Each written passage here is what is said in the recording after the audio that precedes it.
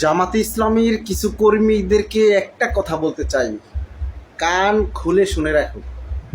তোমরা যারা চরমনাইকে ব্যঙ্গ করে চর্মরোগী বলো, চরমনাইয়ের কোনো কর্মীকে, ইসলামী আন্দোলনের কোনো কর্মীকে দেখলেই তোমরা জামাতিরা যারা চর্মরোগী বলো, তাহলে তোমাদেরকে বলি, আমরা কিন্তু চাইলে তোমাদেরকে যৌন রোগী বলতে পারি।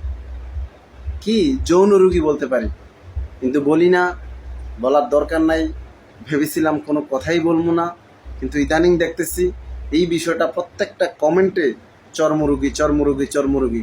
তো আমি বলি কি ভাই, যৌন রোগী যৌন রোগী যৌন রোগী, কি গায়ে লাগলো না? এই সমস্ত কথা না বলি ভাইয়া, ফিরে আসি। আমি ইসলামী আন্দোলনকে ভালোবাসি, ইসলামী আন্দোলনকে ভালোবাসবো। আপনি জামাত ইসলামকে ভালোবাসেন, জামাত ইসলামকে ভালোবাসেন।